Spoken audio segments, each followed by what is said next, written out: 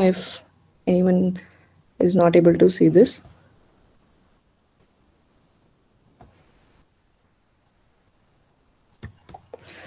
Yeah, so hi everyone. I'm going to present our work from NeurIPS 2020, whose title is Self-Supervised Few Shot Learning on Point Clouds. This is a joint work with Manohar Kaul, who is my PhD supervisor. So in this talk, I'll explain starting from what is a point cloud to the results from our paper. So yeah, I'll start with what is a point cloud. So point cloud is basically a set of data points in a d-dimensional space. So for example, in this figure, you can see a kettle is being shown in a three-dimensional point cloud.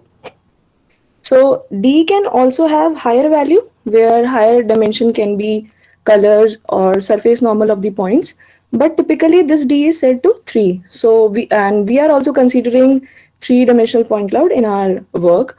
And point clouds also have some properties like they are irregular, unstructured, and unordered. That's why it's a bit difficult to work with them. So with irregular, we mean that the spread of the points in the point cloud is not uniform. So that you can see subfigure A that there are sparse as well as dense regions in the point cloud. By unstructured, we mean that there is no grid. Like in 2D images, we have 2D grid, so it is structured. But here we don't have any grid, and distance from a point to its neighbor is also not fixed. And by unordered, we mean that as a set, the points are invariant to permutation. For example, here the red point, if you place this red point at position 1 in a set, or if you place it at the fourth position, it won't make any difference. So basically, we need a network which should be able to learn the point cloud embeddings that could generate point cloud embeddings which are invariant to permutation. So that is about point clouds. Now, what is our task here? So the task is to learn the point cloud embeddings in feature space such that the semantically similar parts of the objects would be close to each other in the feature space. So what is the meaning of this sentence is, for example, if you see the figure here, uh, here we have an aeroplane. The middle part of the aeroplane is colored with green, and both the wings of the aeroplane is of the same color, that is, you can say the violet or blue, whatever it is. So why are of the same color even if they are far apart in the 3D space? If you imagine an aeroplane in 3D space, then you can see that both the wings are far apart, but in because they are semantically similar, both the wings are of same category, that they are wings of the aeroplane, so they are they are close to each other in feature space, so that's why they are of same color. So that is our aim basically. Now we have these three downstream tasks that we are going to perform with our method. So first is classification. So classification is basically when we have each point cloud which is associated with a label. So here in this example, you can just see, I think everyone knows what is a classification if you are working in machine learning. So in this, if we are inputting a table point cloud, a network should be able to learn the point cloud embedding and it should be able to predict the label of this table. The another one is part segmentation. So in part segmentation, we have objects and we segment the part of the objects. That means we have label for each point in the point cloud. So in classification, we have label for each point cloud, and in part segmentation, we have label for each point in the point cloud. For example, you can see the earphones here. Here we have both the earbuds are of same color. That means they are yellow. So you can just assume that they are of same label because they are of same color. So they are of same label, and the headband is of different color, and even the wire also is of different color here. So that's part segmentation. The another category of segmentation is semantic segmentation here, where we can consider the indoor or outdoor scene. Um, so in this kind of segmentation, what we do is we we consider the objects in the scene and the similar category objects like the car in this figure. You can just see that even the car is of different color, even if the car is of different color or if is of different size, it would be segmented with the same color in this segmented image. So these are our three tasks. Now, what are the existing work on point clouds? So earlier network in the point cloud used to consider the multiple views in the point cloud. That means they would rotate the point cloud, or they would take the views from different directions of the point cloud, and they would also transform the point cloud to a voxel grid. So voxel grid is basically a 3D grid. Like in images, we have 2D grid. Here we have 3D grid. You can just assume that we have a box kind of structure, 3D box, and we are trying to place the point cloud into a box. So what happens is, in voxel grid, we have voxels, and these voxels, each voxel is set to 1 if we have points in that voxel, and the voxel is set to 0 if there is no point in that voxel. So you can even assume this voxel grid as 3D matrix. Then later came some methods which started focusing on processing direct raw point clouds, and they would also construct the graphs in neural network. For example, here you can see in the DGCNN network at the this in the footer, you can just see that the third number, that dynamic graph CNN for learning on point clouds. So what they do is they construct dynamic graph after each layer, and in this figure you can just see that they would connect a point to its neighbors, and they would give some importance to its neighbors using this EIJ variable. So this is the edge-conf structure. So they construct graphs inside that. So they directly process raw point clouds. Then there are also some unsupervised methods. They are completely based on GANs and autoencoders. So I'm not going into the detail of this, but they use reconstruction laws like camphor distance or Earth-Hoover distances, etc. Then there is a latest work from NeurIPS 2019 which is based on self-supervised method. So in self-supervised method, if anyone doesn't know about self-supervised learning, so we don't consider the labels in that, and we just consider the raw point clouds. And in the method, we construct our own surrogate labels, or you can just say that self-supervised labels. So in this method, what they do is they first convert the point cloud into a voxel grid, and they would consider the voxel IDs as the labels, self-supervised labels. Now you can just see that in the second subfigure, in the last figure of this slide. In the second subfigure, in this method, they segmented the parts of the point cloud, and they randomly rearranged these point cloud into the different voxels. But they would retain the original voxel IDs as the self-supervised label. So that's how they train their network and learn the embeddings. Now, what are the challenges with the existing work? So methods which convert raw point cloud to voxel grid representations, they add a lot of additional memory, and they also add quantization artifacts. Why additional memory? Because I have said that it's a 3D grid. So this grid would be kind of a sparse structure where we have zeros and ones. So it's a lot of additional memory, plus quantization artifacts, because they convert the real values to the integers, like they convert the continuous set to the discrete set.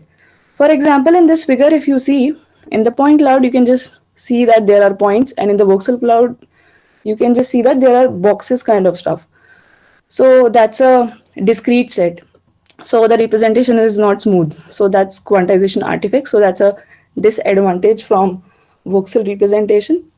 Then there are the methods which are based on point cloud. So most of the methods are supervised learning methods. So they also suffer from manual annotation of point cloud data. And in the data sets, there are already large size point clouds. So handling large number of point clouds is also computationally expensive. So what we introduce in our work is we propose the use of a matrix space indexing structure called cover tree. Then we generate self-supervised class labels in order to introduce two self-supervised tasks. Then using these tasks, we propose neural network architecture, and finally we conduct experiments for classification and segmentation in a few short learning setup. So that's our contributions. Now, before moving on to our method, I would just explain what is a cover tree.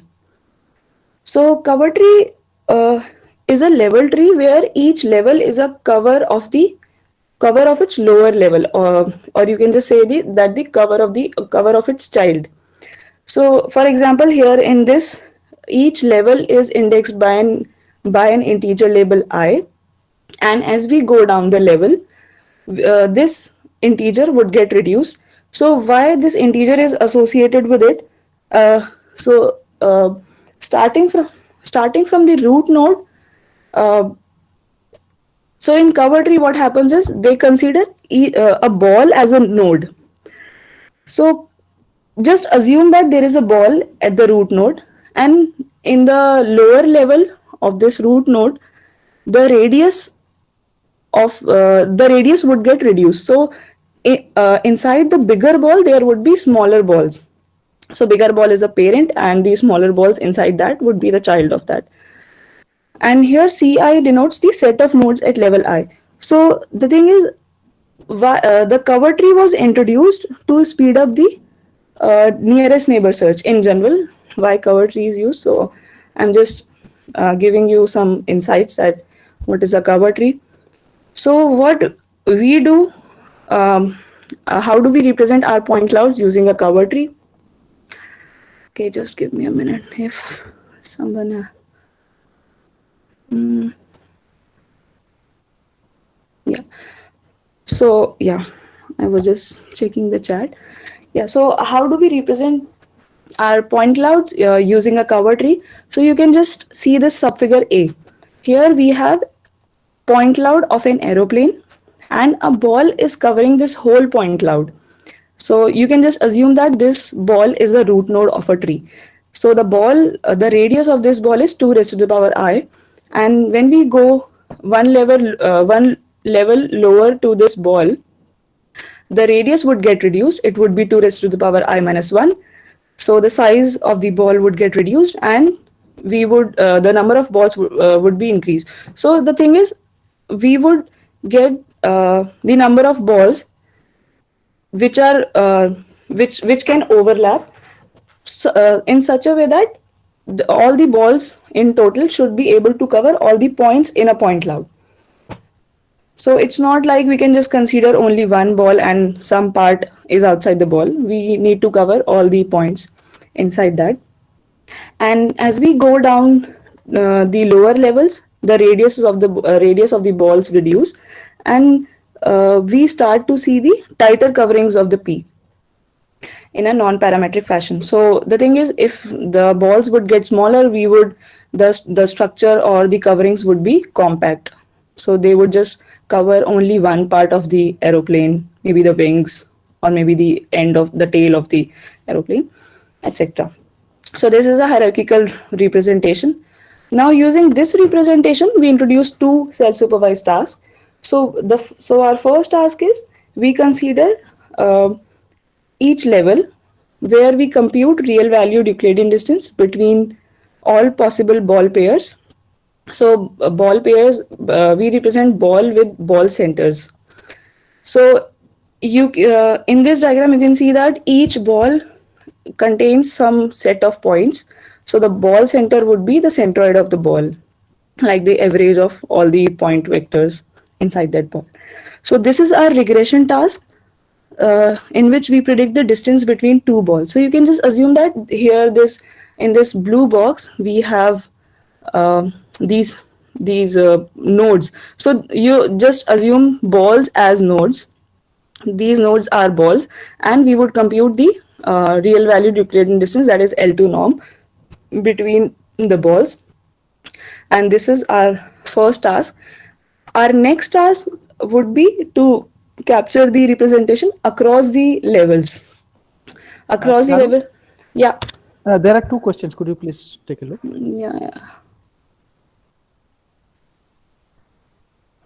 Yeah, sure. So the leaves of a cover tree would be Right. The leaves of the cover tree would be the individual data points. Correct. When do you stop going? Yeah. So the first one is the answer of the second question. Yeah. So the cover tree is at the leaf nodes. Every single point is a node.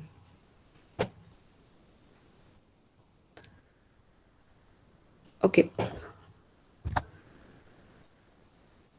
Yeah.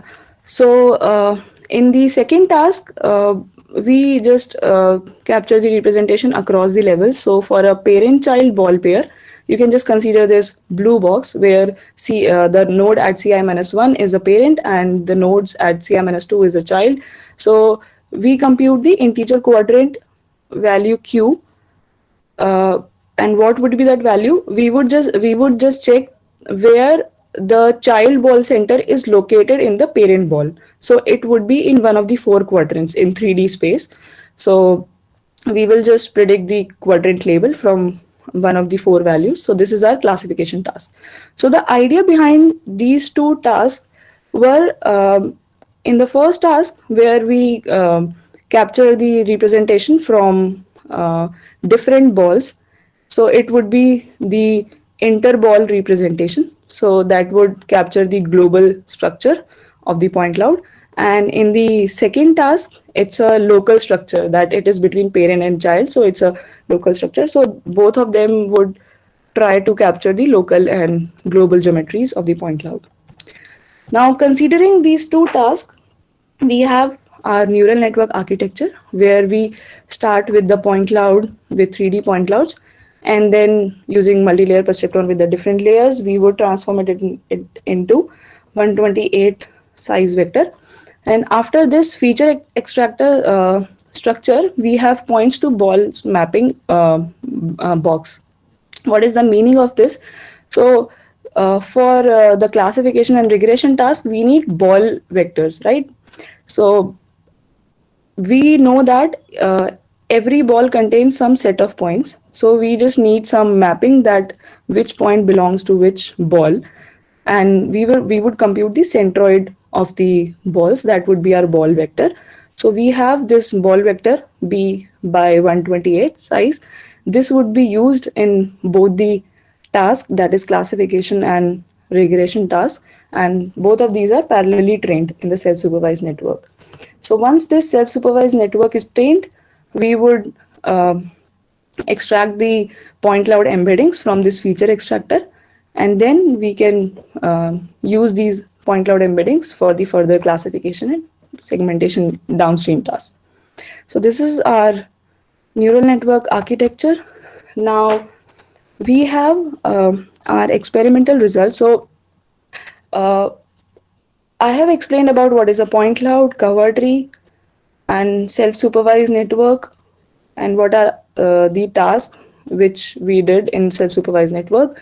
So we also have one component which is few shot learning.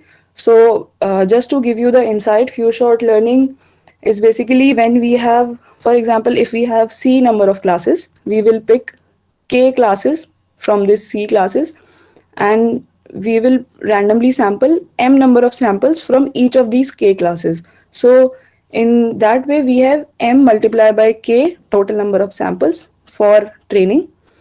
And so this we call M short K way learning.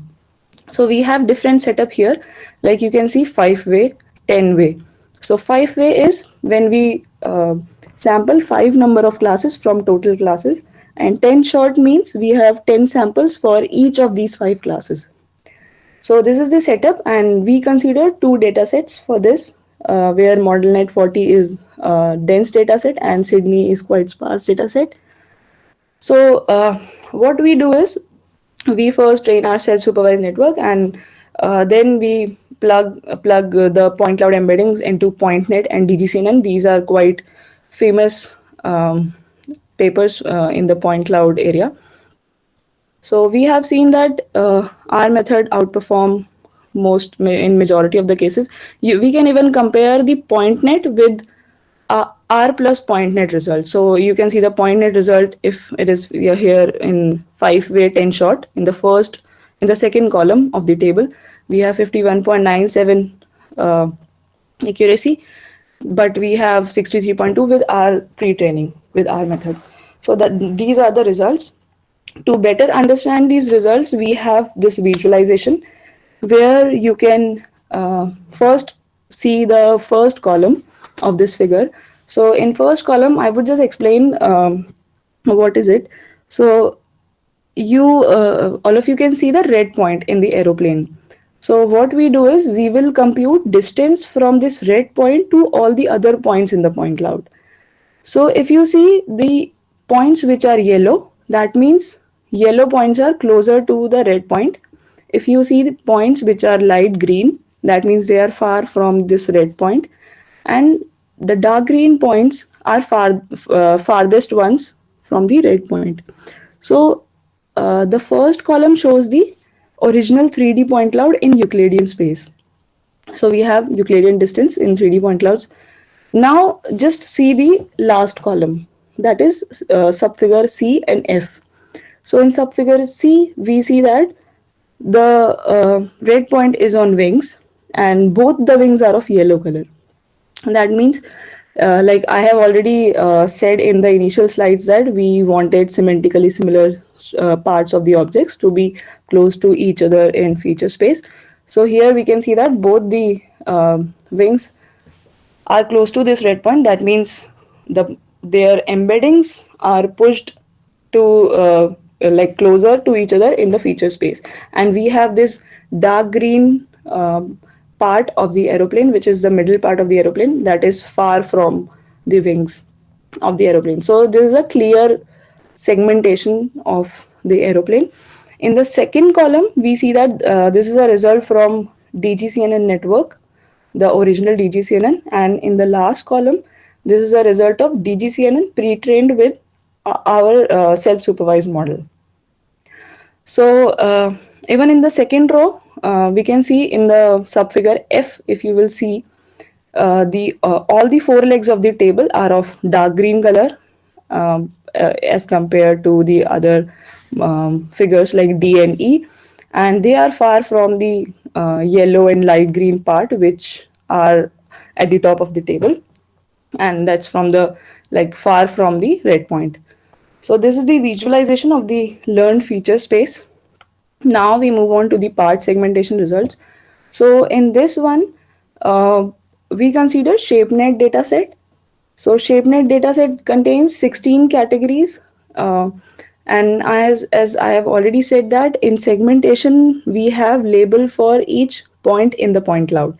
So for every class, we are computing the results, and this is the accuracy. Basically, accuracy of being correct, of getting the correct label. So this is a 10-way 10 shot setup, and in this also we have seen that in majority of the cases we are getting better results than the existing results. So I would just say that the PointNet, PointNet++, PointCNN, and DGCNN, these are the supervised methods, and this Voxel SSL is that latest method which I have mentioned, the latest self-supervised method from NeurIPS 2019. And even in this table also, I would say the top four state-of-the-art are unsupervised network, that is using reconstruction loss, and others are supervised network, and the Voxel plus DGCNN is that DGCNN pre-trained with the latest self-supervised network. So these are the results, and the part segmentation visualization is this. So you can see, so first I would mention that in the first column we have DGCNN original output. In the second column, we have DGCNN pre-trained with Voxel SSL, and in the last column, we have DGCNN pre-trained with our method.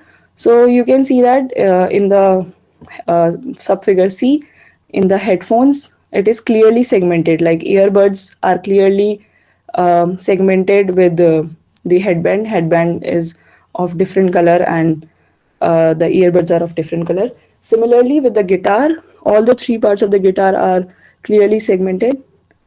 And if we see the other results, other results from other method, they are not very clear. They are the labels. There is also misclassification basically. So yeah, that's about our results. So to summarize with, we introduce self-supervised pre-training method to perform downstream learning task in a few short learning setup. And our method encodes hierarchical partitioning of point clouds using a cover tree. So basically, our aim was to capture the hierarchical structure and to get the representation of point clouds at multiple scales.